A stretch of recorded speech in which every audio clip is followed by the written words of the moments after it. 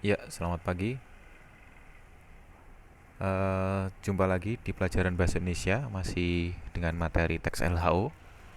Ya, jadi jika di video sebelumnya kita membahas tentang pengertian dan ciri tentang teks LHO, hari ini kita akan membahas tentang hal lain, ya, khususnya bab satu yaitu tentang menyusun laporan hasil observasi, kemudian secara khusus hari ini baru yang bagian A dulu, ya, baru yang bagian A yaitu tentang menginterpretasi teks LHO. Ingat ya, kalau saya menyebutkan LHO berarti yang dimaksud adalah teks laporan hasil observasi. Ya, sebelum mulai pelajaran silahkan absen dulu di kolom komentar dan jangan lupa di subscribe dan di like videonya. Oke, ya kita mulai saja ya pelajaran hari ini. Ya, seperti yang saya bilang tadi, hari ini kita akan membahas tentang bab satu yaitu penyusun laporan hasil observasi. Kemudian secara khusus yang bagian A, hanya yang bagian A yaitu menginterpretasi teks LHO. Kemudian ada tiga hal yang akan dibahas di sini. Yang pertama, mengidentifikasi teks LHO atau isi teks LHO-nya. Jadi kita mengidentifikasi isi teks LHO-nya. Nah, kemudian setelah itu menyusun ringkasan teks LHO. Jadi dari teks LHO yang nanti kita kita identifikasi, kemudian kita susun ringkasannya. Kemudian menyimpulkan fungsinya. Nah, sekarang kita lihat apa itu identifikasi. Identifikasi isi teks LHO. Kita lihat identifikasi dulu ya. Ya, identifikasi isi teks LHO. Nah, menurut KBBI, identifikasi itu adalah kata benda. Ya, kita lihat. Identifikasi merupakan tanda kenal diri, bukti diri. Yang pengertian kedua, penentu atau penetapan identitas seseorang, benda, dan sebagainya. Yang ketiga, si itu maksudnya adalah di dunia psikologi, merupakan proses psikologi yang terjadi pada diri seseorang karena secara tidak sadar dia membayangkan dirinya seperti orang lain yang dikaguminya. Lalu dia meniru dia meniru dan membayangkan dirinya seperti orang lain yang dikaguminya, lalu meniru tingkah laku orang yang dikaguminya itu. Ini ya, ini hanya khusus di dunia psikologi. Nah, yang akan kita gunakan berarti yang paling cocok adalah yang bagian pertama, tanda kenal diri atau bukti diri. Nah, maksudnya apa? Di sini maksudnya adalah kita diminta untuk bisa mengenali teks yang kita baca, ya. Tentunya sebenarnya kalian juga sudah tidak asing dengan kata identifikasi. Ya, misalnya saja dalam kecelakaan atau dalam dalam suatu kejadian, identifikasi masalah atau identifikasi korban. Nah, biasanya kalian sering mendengar seperti itu. Kemudian identifikasi di sini intinya adalah kita mengenali sesuatu secara utuh. Jadi kalau ini yang dimaksud adalah teks LHO, dengan teks LHO dihubungkan dengan teks LHO, maksudnya adalah mengenali secara utuh, atau dengan kata lain kita mengenali apa yang kita observasi. Jadi dari isi teksnya, jadi teks observasi tersebut. Jadi tidak hanya sekedar melihat, tetapi juga kita memahami apa yang ada di dalamnya.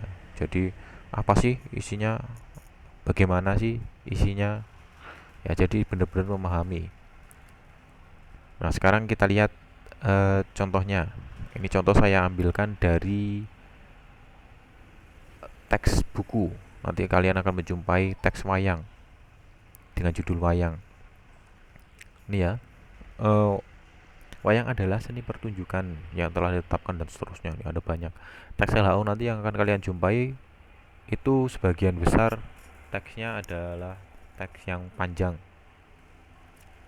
Jadi untuk memahaminya ya kamu tadi membutuhkan identifikasi. Jadi kita di sini di teks ini nanti diajak untuk mengetahui atau mengenali isi di dalamnya. Misalnya tentang apa saja yang dibahas, kemudian mengapa teks itu dibuat, dan sebagainya. Pokoknya nantinya kamu di sini akan menganalisis dengan pertanyaan-pertanyaan yang kamu buat sendiri. Kemudian teks ini juga nanti yang bisa kalian jadikan apa ya? Jadikan contoh untuk mengidentifikasi atau membuat ringkasan nanti. Jadi dari teks ini nanti kalian kalau mau belajar menyusun ringkasan ya bisa ya. Jadi kemarin kalau nggak salah sudah pernah ya di pelajaran lain sudah pernah diajarkan bagaimana cara meringkas. Jadi dalam satu paragraf ini pasti ada yang namanya apa ya, kalimat utama. Nah, di kalimat utama itu nanti di dalamnya ada yang namanya gagasan utama. Nah, jadi dalam satu paragraf nanti tentu hanya akan ada satu kalimat saja, kalimat utama. Jadi satu kalimat. Nah, untuk lebih jelasnya kita langsung saja ke menyusun ringkasan materi. Gimana sih cara menyusun ringkasannya itu? Yang pertama adalah membaca pemahaman isi teks. Ya, membaca pemahaman. Apa itu membaca pemahaman? Membaca pemahaman intinya adalah membaca untuk memahami suatu bacaan. Jadi tidak hanya sekedar hiburan membacanya. Kalau membaca yang sekedar hiburan ya seperti kamu membaca komik, seperti kamu membaca novel, seperti kamu membaca cerpen, itu membaca hiburan. Kamu nggak perlu membaca dengan lama-lama. Itu sangat mudah. Kamu memahaminya sangat mudah. Bahkan bisa ingat sangat lama ya dibandingkan membaca pemahaman. Kalau membaca pemahaman itu biasanya dilakukan untuk membaca bacaan yang berat-berat. Ya, kemudian kalau yang tadi yang membaca komik, membaca novel itu adalah membaca cepat. Ya, jadi membaca cepat itu seperti baca novel, baca komik, baca cerpen karena mudah dipahami. Nah, kemudian menemukan pokok-pokok informasi di dalamnya. Menemukan pokok-pokok informasi di dalamnya. Nah, ini yang saya katakan tadi, bagaimana sih caranya untuk menemukan pokok-pokok informasi di dalamnya? Nih, cara menemukannya yaitu yang pertama adalah menemukan kalimat utama. Ya. Kalimat utama itu apa? Kalimat utama itu adalah kalimat yang memiliki pokok pikiran dan gagasan utama yang menjadi dasar pengembangan paragraf. Ya. Gagasan utama itu apa? Gagasan utama itu biasanya sifatnya umum dan melingkupi semua isi dalam satu paragraf. Ya, kita coba lihat lagi teks tadi. Ya, ini misalnya dalam paragraf pertama ini gagasan pokoknya adalah pengertian tentang wayang.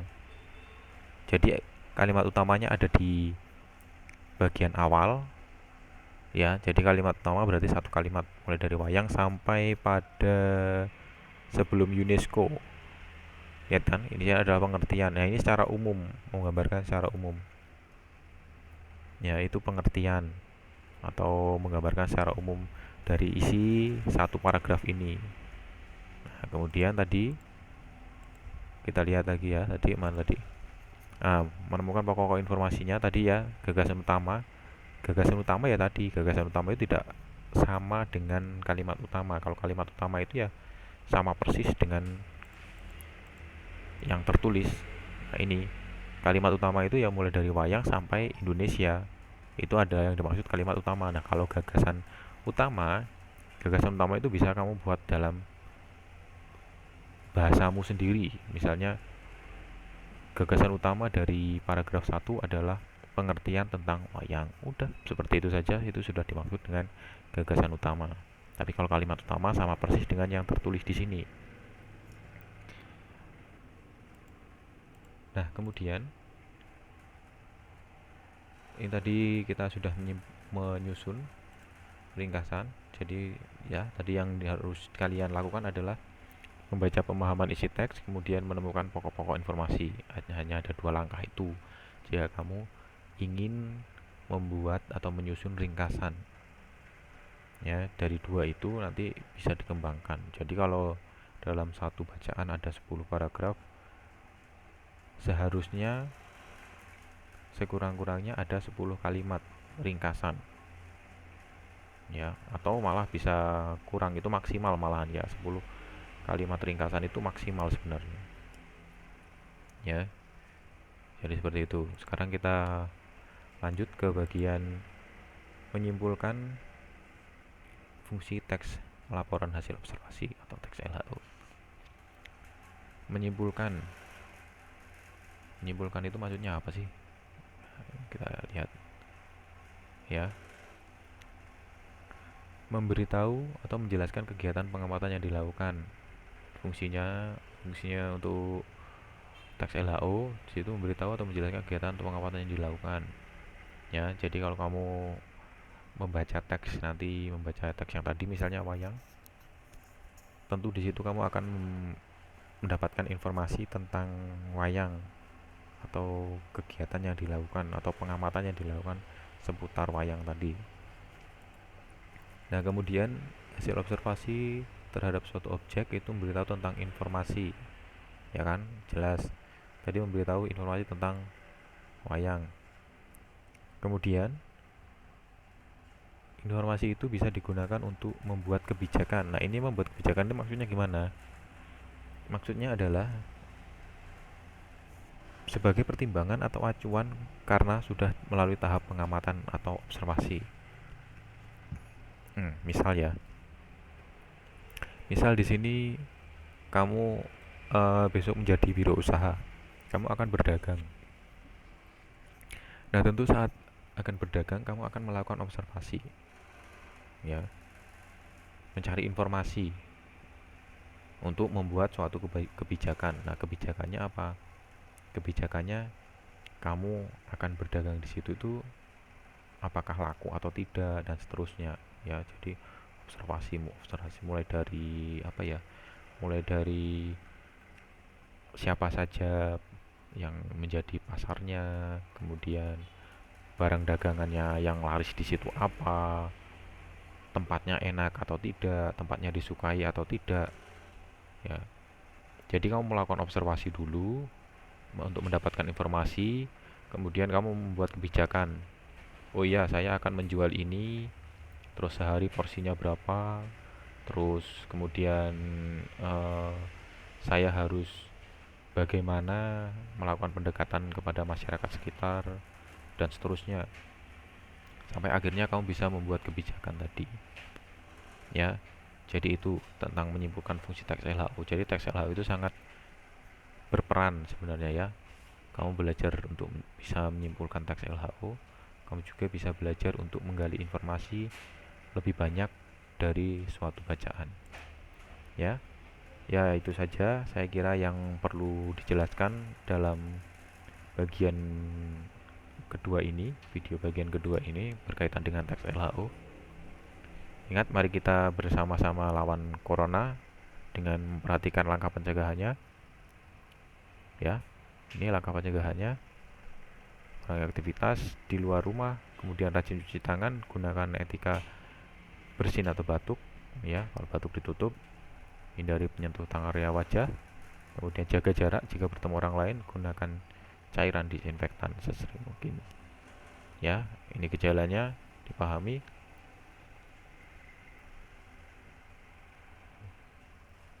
Ya, oke. Sekian saja materi hari ini. Saya ingatkan lagi, jangan lupa like dan subscribe-nya supaya kalau ada informasi mengenai pelajaran terbaru kalian bisa langsung menerimanya. Ya, sekian saja. Terima kasih. Salam.